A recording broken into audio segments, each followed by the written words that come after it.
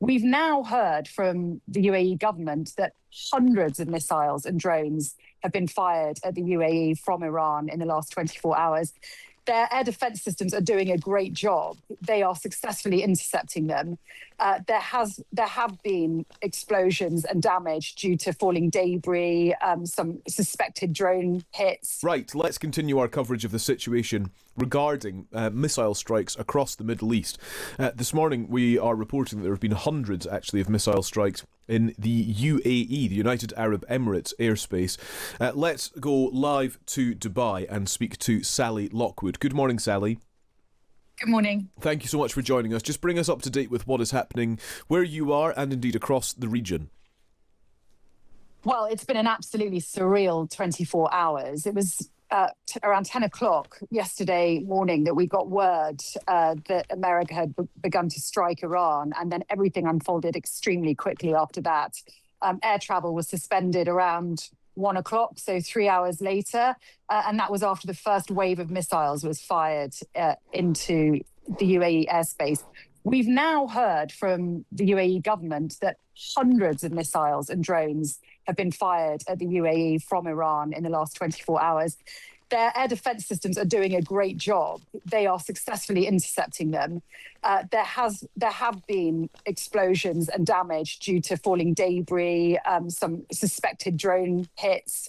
But what I would say is even just the sound of those loud bangs in the sky by air defense systems are making people here extremely on edge, really worried. This is not something that you are used to hearing and experiencing when you live in the UAE. A lot of people are drawn here by the sunshine and the sense of safety, but that sense of safety was absolutely shattered yesterday, and it has been a wild night. So around midnight, we received these emergency alerts on our phone. And if you've ever been in that situation where you receive emergency alerts, you know just how loud that alarm is on your phone. It's quite scary. And it was sounding all over the house from various handsets.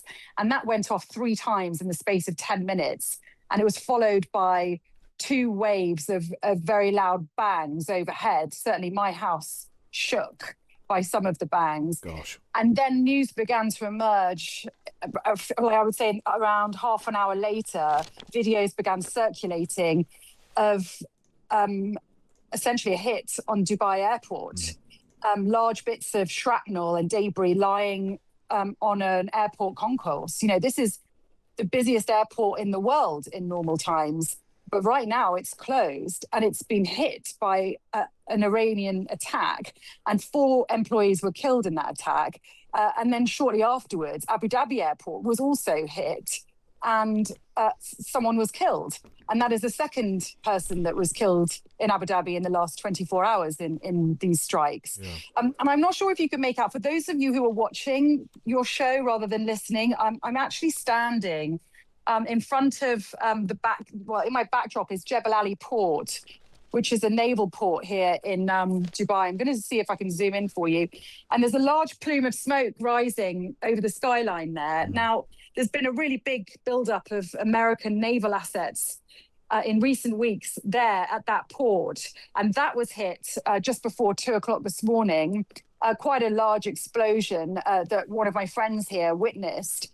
And that plume of smoke is still bellowing into the sky hours later. That is what people are looking at now from their beachfront villas and apartments in the UAE. It feels like a very different place today. Yeah, for sure. Just as we're talking, Sally, just to bring this update, that Emirates has temporarily suspended all operations to and from Dubai up until 3 o'clock UAE time on Monday. Now, so an update to the travel disruption there. And just on a separate line, just as we're talking, at least 6 people have been killed as protesters storm the US consulate in Pakistan. There are photos from the Associated Press showing that hundreds of Shiite Muslim protesters have stormed the US consulate in Karachi, witnesses telling the Reuters news agency that the protests follow the airstrikes on Iran that killed the Ayatollah there. There have been skirmishes, I think, between police officers and paramilitary forces using batons. Tear gas has been fired to try to disperse the crowd, but 6 people killed in protests as the US consulate in Pakistan is stormed. It speaks to how the whole region is being engulfed in the turmoil following these strikes, I think, Sally, and the unpredictable nature of where things will actually go from here, particularly where you are in the UAE, often considered such a safe place for most people, and that really has been turned on its head, such is the nature of what we are seeing unfold in the last 24 hours or so. Yeah, that's right. I mean, the Iranian regime did warn us that an attack on Iran would result in regional conflict. They said that American military assets in the region would be legitimate targets. The Ayatollah, who is now reportedly killed, said that they had the capability to sink US warships. And we're now beginning to see that they are staying true to their word with some of that in terms of the retaliation. The UAE came out very publicly in a statement a few weeks ago and said that no strikes on Iran were to take place from their territory, airspace or waters. And that was a preemptive measure to ensure that the UAE wouldn't be a target, that we would be hopefully quite far down Iran's priority list in terms of where they were going to strike. And it's come as a real shock to so many people here that they haven't just targeted the UAE, but they're hitting civilian infrastructure here. They're terrorizing civilians. This is not limited to American military assets and military air bases. And I should say, of course, it's not just the UAE. Qatar, Bahrain, Saudi were hit badly in the last 24 hours. And we're now receiving reports that Oman may have also been struck this morning.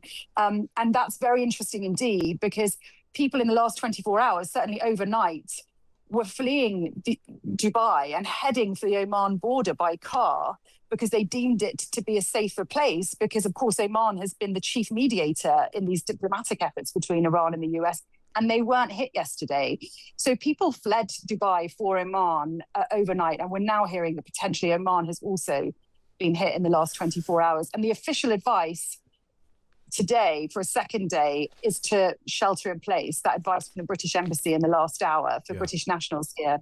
I mean, it's interesting that Emirates say flights are only cancelled until 3 p.m. on Monday. There is a sense, I mean, Emirates are, I would say international carriers cancel their flights the slightest sign of any risk, whereas Emirates will be the last to cancel, and they will probably be the first to resume. So certainly they're one to watch. Yeah. But I think there is a sense here that we're not quite sure when any sense of normality is going to return.